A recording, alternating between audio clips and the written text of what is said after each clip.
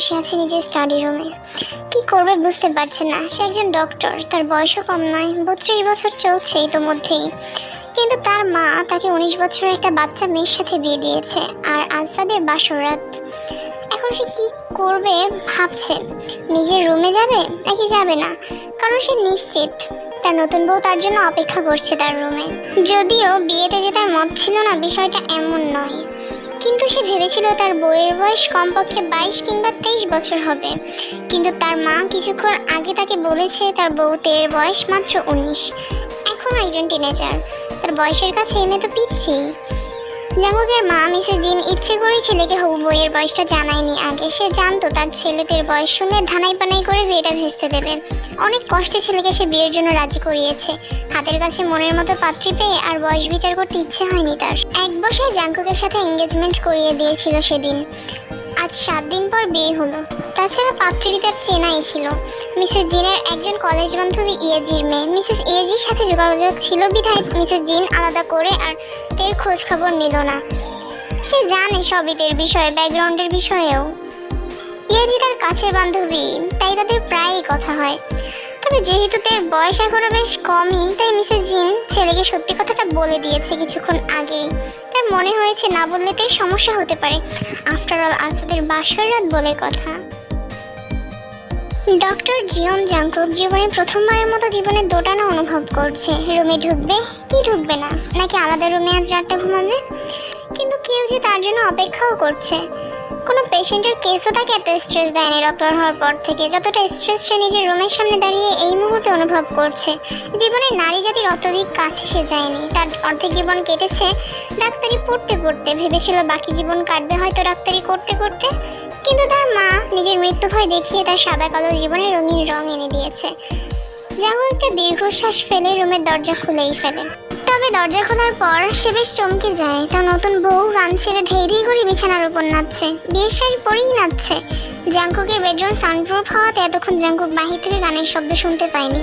Jungkook যে কি reaction দেবে তাই খুঁজে পাচ্ছে না। এত সাইকোলজি জানে সে, কিন্তু এখন তার বউয়ের এই ধেই ধেই করে নাচার সাইকোলজিটা খুঁজে পাচ্ছে না। মানুষ খুশি হলে নাচে, কিন্তু তার বউয়ের তো দুঃখী থাকার কথা, কারণ সে তার পরিবার ছেড়ে এসেছে। জাঙ্কুক বেশ জোরেই গলা পরিষ্কার করে, তুই হকচকিয়ে যায় শব্দ পেয়ে। সে তাড়াতাড়ি গানটা বন্ধ করে দেয়। বেশ অপ্রস্তুত হয়ে পড়েছে সে। ইস কি লজ্জা, তার স্বামী তাকে বাসরাতে নাচতে দেখেছে। যদিও তার মনের মধ্যে একবার এই কথা বাজলেও আরেকবার বাজছে স্বামী তো আমারই, আমার নাচ দেখবে না তো কার নাচ দেখবে। তাই একটা লজ্জা মিশ্রিত মুখ করে জাঙ্কুককে গিয়ে সালাম করে। জাঙ্কুক এখনো থেকে আগা করে দেখে যাচ্ছে। এই তো নাচছিল, এখন কেমন লজ্জাবতী লতা হয়ে গেছে। নাম কি তোমার? তে বাঁকা দৃষ্টিতে জাঙ্কুকের দিকে তাকায়, যেন সে তার দৃষ্টি দিয়েই বলছে, এমন ভাব ধরছে যেন আজই আমায় প্রথম দেখছে। সে 1 সপ্তাহ ধরে আমি ঠিকই বেটা তোমার নাম জানি, আর তুমি ভাব ধরো। হ্যাঁ। তে জাঙ্কুকের থেকে দৃষ্টি সরিয়ে একটুখানি এগিয়ে জাঙ্কুকের সামনে গিয়ে দাঁড়ায়। সবাই তো আমায় তে বলেই চেনে, তোমার জন্য আমি না হয় কঙ্কালবতী। জাঙ্কুকের হঠাৎ হাসি পেল, তবে সে চেপে গেল। সে স্টার্ন ফেস রেখেই ব্রু উঁচিয়ে জিজ্ঞেস করে, কঙ্কালবতী কেন? শুনেছি তুমি তো ডাক্তার, তোমার নিশ্চয়ই মানুষদের থেকে কঙ্কালদের সাথেই চেনা জানা বেশি। জাস্ট অনুমান করলাম, না হলে আমার হাতে আংটি পরানোর পরও আমার নাম ভুলে যাও কিভাবে? আমার নাম শুনে কবুল বলার পরেও ভুলে যাও কিভাবে? জাঙ্কুক বুঝলো সেও যেমন প্রশ্ন করেছে তেও তেমনই উত্তর দিয়েছে। সে ইচ্ছে করেই তাকে নাম জিজ্ঞেস করেছে একটু কুল সাজার জন্য। জাঙ্কুক কথা না বাড়িয়ে বিছানার একপাশে গিয়ে বসে আর ফোনে আগামীকালের হসপিটালের শিডিউল চেক করে। তেও গিয়ে নিঃশব্দে জাঙ্কুকের পাশে বসে। তের দৃষ্টি নিজের দিকে বুঝতে পেরে সে ফোন থেকে মাথা তুলে তের দিকে তাকায়। এভাবে তাকিয়ে আছো কেন? শাড়ি পাল্টে হালকা পোশাক পরে ঘুমিয়ে পড়ো। তে ভ্রুকুটি করে জাঙ্কুকের চোখে চোখ রাখে। তুমি আমায় যতটা ছোট ভাবছো আমি কিন্তু ততটাও ছোট নই, আর তাছাড়া বাসরাতে ঘুমাই কে? তে বিরক্তিতে হালকা চোখ ঘোরায়। তবে জাঙ্কুক খানিক অপ্রস্তুত হয়ে পড়েছে। সে তো আর জানে না মেয়েদের মনের মতো কি করে হতে হয়। সত্যিই তার অনেকটা সময় কেটেছে কঙ্কালদের নিয়ে সায়েন্স ল্যাবে। এসব প্রেম প্রীতি করার জন্য সে সময় পায়নি। জাঙ্কুক একটা দীর্ঘশ্বাস ফেলে। বাসরাতে ঘুমায় না তো কি করে? তুমি একটা আনরোম্যান্টিক। অবশ্য কোথাও শুনেছিলাম ডাক্তারদের মনে রসকস থাকে না, কথাটা সত্যি তাহলে?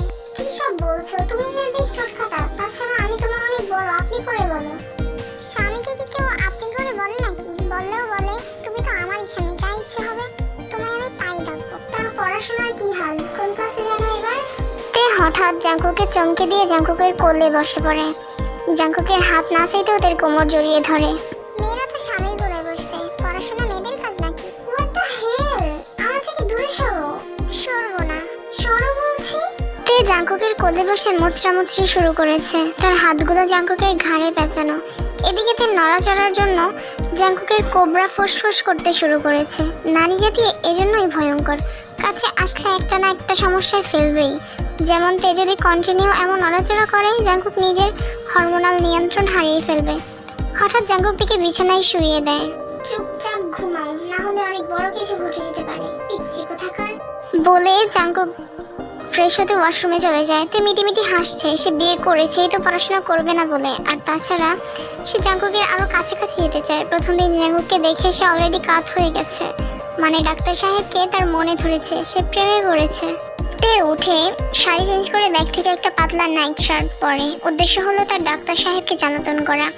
জাঙ্কুক ফ্রেশ হয়ে বেরিয়ে বিছানায় শুয়ে পড়ে। তে জাঙ্কুকের হেলদোল না দেখে বিছানার সামনে এসে দাঁড়ায়। ডাক্তার সাহেব, ঘুমিয়ে পড়লে নাকি? ঘুমাতে দিচ্ছ কই? বিয়ে করলাম না অশান্তি দেখে আমার বুঝতে পারছি না। মানুষ বিয়ে করে কেন ভাই? তুমি যদি আনরোম্যান্টিক না হতে তাহলে বুঝতে কেন মানুষ বিয়ে করে। তোমার মতো কেউ বাসর রাতে সুন্দরী করে রেখে ঘুমাতে চায় না, তাই তাদের জীবনে শান্তি। আমার বিয়ে করার বদলে তোমার কঙ্কাল বিয়ে করা উচিত ছিল। জাঙ্কুক উঠে বসে, তের দিকে দেখেও না দেখার ভান করছে। শাট আপ, এখানে এসো। তে একবার আর চোখে জাঙ্কুকের দিকে তাকায়। জাঙ্কুক আলতো করে তার পাশে চাপড় দিয়ে রেখে বসার জন্য ইশারা করছে। তে দ্রুত গিয়ে জাঙ্কুকের পাশে বসে। জাঙ্কুক ভাবছে তের সাথে কি বিষয়ে কথা বলবে সে। তার সত্যি বেশি বেশি কথা বলার অভিজ্ঞতা নেই, সেখানে গম্ভীর টাইপেরই। তবে তেকে তার চঞ্চল মনে হচ্ছে। এই মেয়ে ভীষণ তিরিং বিরিং করছে, তবে তের এই তিরিং বিরিং তার কিন্তু বেশ ভালো লাগছে। সে ভাবনা ছেড়ে হালকা গলা পরিষ্কার করে বলে, মার থেকে শুনলাম তুমি নাকি এবার এইচএসসি দিয়েছো, তো অনার্সে ভর্তি হবে তো নাকি? রাখো তো তোমার পড়াশোনা, বলেছি না আমি যথেষ্ট পড়াশোনা করে ফেলেছি, এখন তো আমার স্বামীর কোলে বসার সময়। তুমি এমন ঠুটকাটা কেন? ঠুটকাটা না হলে আর বাচ্চার মা হতে পারবো না, সে যাই হোক। তুমি শোনো ডাক্তার সাহেব, কালকে তুমি হসপিটালে যাবে না। জাঙ্কুক ভাষাহীন হয়ে পড়েছে তের কথা শুনে। কি সব যে বলছে মেয়েটা। জাঙ্কুক এবার বুড়ো গুজকে জিজ্ঞাসার দৃষ্টিতে তের দিকে তাকায়। এইসব ইশারা টিশারা বুঝি না আমি ডাক্তার সাহেব। আমি যখন বলেছি তাই তুমি কাল সারাদিন আমার সাথে থাকবে বাড়িতে। No hospital nothing. বিয়ে হয়েছে কি হয়নি আর কি সব শুরু করেছো তুমি? তোমায় যেদিন দেখতে গিয়েছিলাম দেখে কত শান্ত মনে হচ্ছিল, কিন্তু এখন। তাই আবারও আচমকা জাঙ্কুকের কোলে বসে পড়ে আর জাঙ্কুকের বুকে মুখ গুজে দেয়। জাঙ্কুক এবার অবাক হলো না, তবে তের নিঃশ্বাস টের পেতেই তার হার্ট রেস করছে। সে আলতো করে তের কোমর জড়িয়ে ধরে। তেও স্পষ্ট অনুভব করছে জাঙ্কুকের হৃদস্পন্দন দ্রুত হচ্ছে। আমি সবার কাছে শান্ত, সবার জন্য আলাদা এক আমি। যেটা আমি তাদের সামনে দেখাই সেটা তাদের জন্য আলাদা, সম্পূর্ণ এক আমি। আর তোমার সামনে আসল যে আসলেই এমন, যেটা আমি সবার জন্য রাখিনি, বুঝলে? যেটা দেখার অধিকার সবার নেই। তের কণ্ঠের শীতলতা এক মুহূর্তের জন্য জাঙ্কুকের হৃদয়ে লাগলো। সে আলতো করে তের পিছে হাত বুলিয়ে দিচ্ছে। তুমি কিন্তু বেশ কথা বলো। তোমার নিজেকে সৌভাগ্যবান মনে করা উচিত, কারণ তোমার অপেক্ষায় আমি জীবনে একটা প্রেমও করিনি। চোখের সামনে কত বান্ধবীদের দেখলাম তাদের ভালোবাসা মানুষদের সাথে ঘুরতে, হাত ধরে হাঁটতে। আমি তো শুধু সঠিক সময়ের অপেক্ষা করেছি, হালাল জিনিসের অপেক্ষা করেছি, তোমার জন্য অপেক্ষা করেছি। তাহলে কেন আমি এখন তোমার সাথে প্রেম করতে পারবো না? জাঙ্কুক আনমনে খানিক হাসলো। এই যুগে এসে সে আসলেই অমূল্য জিনিস খুঁজে পেয়েছে। আমি কখন বলেছি যে তুমি আমার সাথে প্রেম করতে পারবে না?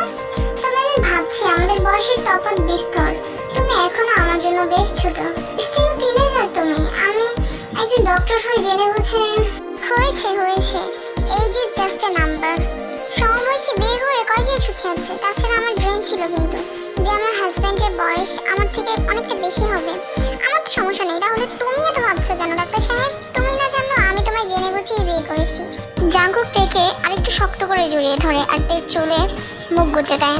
কথার জালে বেশ ভালোই ফাঁসাতে পারো তুমি। যাকে যাকে ফাঁসানোর ইচ্ছা জাগে না তো ডাক্তার সাহেব, তুমি আলাদা। জাঙ্কুক আবারও মুচকি হাসলো। অবশ্যই সে তাকে ঘৃণা করে না। সে এখন ভাবছে তাকে কেই বা ঘৃণা করতে পারবে।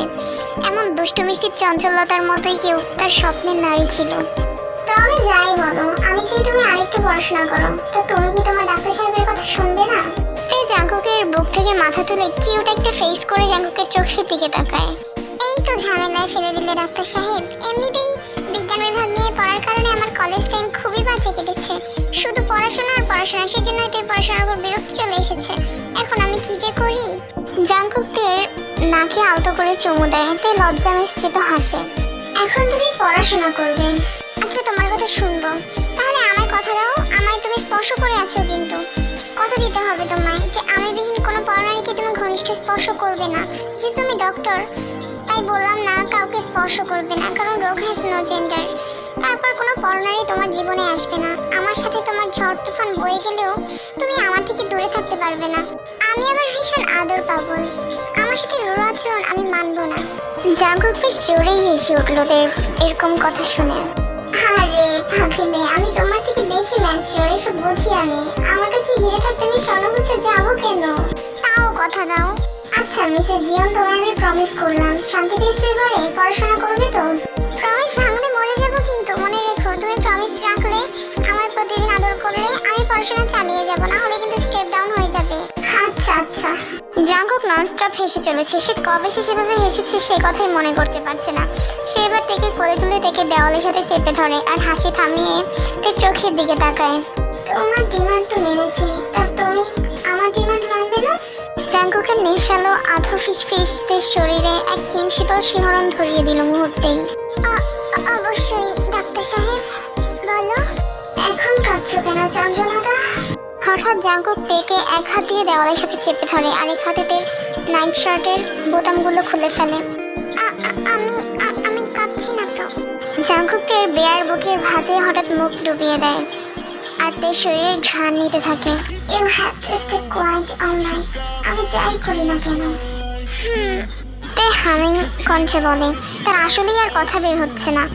জাঙ্কুকের স্পর্শগুলো তার শরীরের প্রত্যেক জায়গায় শিহরণ ধরাচ্ছে। সে চোখ বন্ধ করে আছে, অনুভব করছে শুধু। জাঙ্কুক তার হাতগুলো তার মাথার উপর চেপে ধরায়। সে জাঙ্কুককে জড়িয়েও ধরতে পারছে না।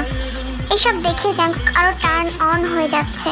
সে তো ভেবেছিল নিজেকে আজ রাতে সংযত করবে, সংযত করে রাখবে, কিন্তু এমন রসমালাইয়ের মতো বউ থাকতে কেই বা নিজেকে সামলাতে পারবে। Just now I said you should feel yourself lucky baby girl. কারণ তুমিই আমার জীবনের প্রথম নারী, যা এতটা কাছে আমি আছি, যে ঘনিষ্ঠতা পাওয়ার জন্য আকুল হয়ে উঠছি প্রতি মুহূর্তে। এই লজ্জাও লাগছে, ভালোও লাগছে, নার্ভাসও লাগছে। আজ অনেকগুলো অনুভূতি তার মনে একসাথে তিনটা করে সুর তুলছে। জাঙ্কুক তেকে নিয়ে আলতো করে বিছানায় ফেলে দেয় আর নিজের পরনে থাকা শেরওয়ানিটা এক চাম দিয়ে খুলে হাওয়ায় ছুঁড়ে মারে। নাইট স্ট্যান্ডের আলোও নিভিয়ে দেয়। খেয়াল করে চাঁদের নরম জ্যোৎস্না তার চন্দ্রলতার বেয়ার শরীরকে উজ্জ্বল করে তুলেছে। সে নিজেকে প্রস্তুত করে তার শরীরের বাকি আবরণগুলোও সরিয়ে দেয় আর তার উপরে উঠে তার ঘাড়ে মুখ গুজে দেয়। চন্দ্রলতা,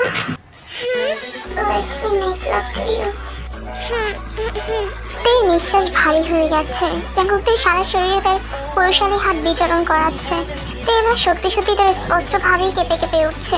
স্বাভাবিক, সে জীবনে প্রথম কোনো পুরুষের ঘনিষ্ঠতা অনুভব করছে যে। তার সফট মাউন্টগুলো জাঙ্কুক আলতো করে স্পর্শ করছে। তার চোখ খিচিয়ে বন্ধ করে রেখেছে। অদ্ভুত অনুভূতিতে তার তাল এলোমেলো হয়ে যাচ্ছে এবারে। চন্দ্রলতা, চোখ যে খোলা রাখতে হবে। আমি চাই তুমি দেখে অনুভব করো যে তোমার ডাক্তার সাহেব মোটেই আনরোমান্টিক নয়। তে লাজুকতায় ঠোঁট কামড়ে আধো খোলা চোখে জাঙ্কুকের দিকে তাকায় আর আলতো করে নিজের হাতগুলো জাঙ্কুকের বেয়ার বুকে টর্সোতে রাখে। আমি জানি না কেন অদ্ভুত লাগছে আমার। চিন্তা করো না, তোমার ধারণ ক্ষমতা বিবেচনা করে। তাই জাঙ্কুকের ঠোঁটে আঙুল রেখে জাঙ্কুকে থামিয়ে দেয়। জাঙ্কুকের আঙুলে চুমু দিয়ে এদের অধৈর্যটা দখল করে নেয়। এক তৃপ্তিময় মুহূর্তের পর জাঙ্কুক এর সাথে ইন্টিমেট হতে শুরু করে। তাই থেকে থেকে মৃদু আর্তনাদ করছে। জাঙ্কুক এতে নিজের গতি আরো বাড়িয়ে দিয়েছে, জোরে জোরে থ্রাস্ট দিচ্ছে। সত্যি বলতে সে এখন আর তার ধারণ ক্ষমতা নিয়ে ভাবতে পারছে না, কারণ সে এবার আউট অফ কন্ট্রোল হয়ে গেছে। বেশ রাফ আর দীর্ঘ মিটিংয়ের পর জাঙ্কুক থেকে বুকে নিয়ে শুয়ে আছে। তার চুলগুলোকে সে কানের পিছনে গুজে দিচ্ছে আর তার পিছে আলতো করে হাত বোলাচ্ছে। এখনো যাদের মৃদু জ্যোৎস্না তাদের রুমকে বেশ আলোকিত করে রেখেছে। একটা কথা জিজ্ঞেস করি? অবশ্যই চন্দ্রলতা, হাজারটা জিজ্ঞেস করো। না, হাজারটা লাগবে না। শাশুড়ি মার থেকে তোমার বিষয়ে যে জানার ছিল জেনে নিয়েছি আমি। তুমি এটা বলো, চন্দ্রলতা ডাকছে যে হঠাৎ হঠাৎ? জাঙ্কুক মুচকি হাসে।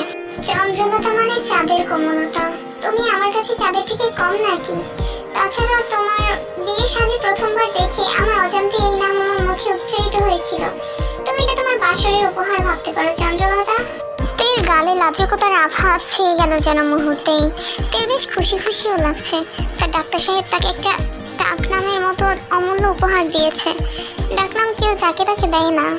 ডাক্তার সাহেব, তোমাকে যতটা আনরোমান্টিক ভেবেছি ততটা আনরোমান্টিক তুমি নও। ওহো, এখনো সন্দেহ আছে নাকি? তাহলে বলো বাকি রাতটাও না হয়। ওই বেটা, নিজের রাউটারকে সামলাও, আমার শরীর ব্যথা করছে এখনো। বেশি বেশি যেহেতু বিষক্ষয় হয়, তাহলে তোমায় আরেকটু ব্যথা দিই, নিশ্চয়ই ব্যথাও কমে যাবে। তেকে আর উত্তর দেওয়ার সুযোগ না দিয়ে জঙ্গলদের ঠোঁটজোড়া দখল করে নেয়, আবারও তের মাঝে সে ডুব দেয়। একবার যখন সে রসমালাইয়ের স্বাদ পেয়েছে, এখন তাকে কে আর ধরে? লা লা লা, হ্যাপি এন্ডিং। ওহো, এখানে রসমালাই মানে বিয়েকে ইঙ্গিত করা হয়েছে, বুঝেছো জানে মারনা। আর ওরা এখন রাউটার কানেক্ট করার খেলা খেলতে থাকুক, আর আজ আমি চলে যাচ্ছি। Tata, bye bye.